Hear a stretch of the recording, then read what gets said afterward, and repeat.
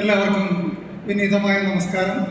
ആദരണീയനായ ഗുരുനാഥൻ ജ്യോതിഷ്ജി സൂതൻചേട്ടൻ, അധ്യക്ഷൻ ശ്രീ പ്രകാശൻ തുണ്ടകണ്ടവല്, ഏവർക്കും ശ്രീനാരായണ ഗുരുദേവ നാമധേയത്തിൽ വിനീതമായ പ്രണാമം ആമുഖമായി സമർപ്പിക്കുകയാണ്.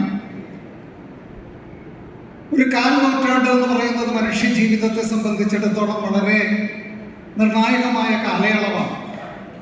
ആ കാലയളവിൽ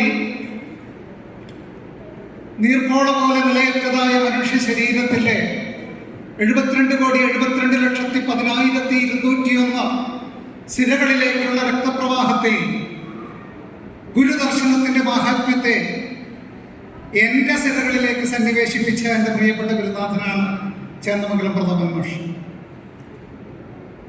അതിന് ആരംഭം കുറിക്കുന്നത് ആലുവയുടെ മണ്ണിൽ നിന്നാണ്.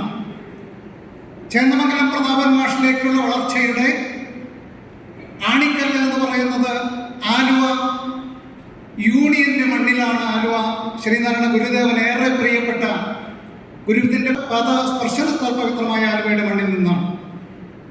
അവിടെ നിന്നുകൊണ്ട് വളർന്നു വന്ന ഞാനടക്കമുള്ള ചേന്ദമംഗലം പ്രതാപൻ മാസ്റ്ററുടെ മൂത്ത മക്കള് ഒരു 4 കൂടെ ഉണ്ട്. ഒന്ന് രാജൻ, ഒന്ന് ബാബു, ഒന്ന് ലൈലാസുകുമാരൻ, ഒന്ന് ഞാൻ. അങ്ങനെയുള്ള ഞങ്ങളെയൊക്കെ വളർത്തി പ്രാപ്തമാക്കാൻ അവിടെ അരങ്ങൊരുക്കിയ ഒരു മനുഷ്യനോട് ഇരിപ്പുണ്ട്. KM ദിവാകരൻ, നെടുവണ്ണൂരുള്ള ആളാണ്. അദ്ദേഹമായിരുന്നു അന്ന് ആലുവ യൂണിയന്റെ സെക്രട്ടറി. അവിടെ നിന്നുകൊണ്ട് ഇന്ന് കേരളത്തിലല്ല, ഭാരതത്തിലും അല്ല, വിദേശത്ത് വരെ ചേന്ദമംഗലം പ്രതാപൻ മാസ്റ്ററുടെ മഹാത്മ്യം പടർന്ന് പന്തലിച്ചു പോകുമ്പോൾ ഒരനുഭവം കൂടി ഓർമ്മപ്പെടുത്തിക്കൊണ്ട് കാരണം 2-3 മാസങ്ങൾക്ക് മുൻപ് ബാംഗ്ലൂരിൽ നിന്നിട്ട് ഒരു പ്രഭാഷണത്തിന് എന്നെ ക്ഷണിക്കുന്നു ഡോക്ടർ ലാലി ക്ഷണിക്കുമ്പോൾ എന്നെ പരിചയപ്പെടുത്തണം അവർക്ക്. അവർ ചോദിച്ചു, ശിവഗിരി പോയി പഠിച്ചിട്ടുണ്ടോ? ഞാൻ പറഞ്ഞില്ല. പിന്നെ എന്താണ് പൈസ? ഞാൻ പറഞ്ഞു, ചേന്ദമംഗലം പ്രതാപൻ മാസ്റ്ററുടെ കീഴിലായിരുന്നു എൻ്റെ ഗുരുധർമ്മ പഠനം. സാറേ, മാഷിൻ്റെ നമ്പർ അറിയോ മാഷ്? ഞാൻ പറഞ്ഞറിയാം. എൻ്റെ ഗുരുസ്ഥാനീയനാണ്. തീർച്ചയായിട്ടും താങ്കൾ ഞങ്ങളുടെ പരിപാടിയിൽ ചേന്ദമംഗലം പ്രതാപൻ മാസ്റ്ററുടെ ശിഷ്യൻ എന്ന നിലയിൽ തന്നെ താങ്കൾ അങ്ങനെ തന്നെ പങ്കെടുക്കുള്ളൂ. കാരണം ഇന്ന് ഗുജറാത്തില്, ബാംഗ്ലൂര്, അതുപോലെ പൂനെ, എന്നെ ആദ്യമായിട്ട് എൻ്റെ മാഷ് കേരളത്തിന് വെളിയിലയക്കുന്നത് പൂനെയിലാണ്.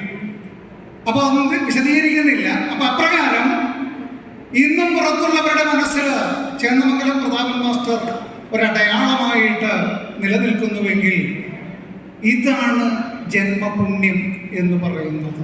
നമ്മളിവിടെ ജീവിച്ചിരിക്കുന്ന കാലഘട്ടത്തിൽ എന്തെങ്കിലും അടയാളം ബാക്കി വെച്ചിട്ട് നമുക്ക് കടന്നു പോകാൻ സാധിക്കുക. നിത്യനായക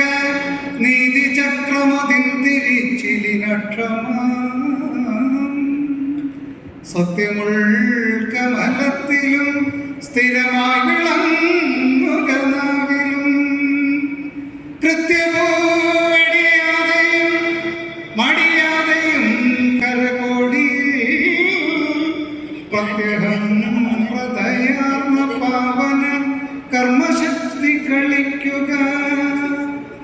ഈയുള്ളവന്റെ സർവവിധ ഭാവുകങ്ങളും അതോടൊപ്പം ഗുരുദീപം പഠന കേന്ദ്രത്തിന്റെ 11 അംഗങ്ങൾ ഇവിടെ എത്തിയിട്ടുണ്ട്. അവരുടെയും സർവവിധ ഭാവുകങ്ങളും എൻ്റെ പ്രിയ ഗുരുനാഥനെ നേർന്നുകൊണ്ട് നിർത്തുന്നു. നന്ദി, നമസ്കാരം. ഗുരുദേവ.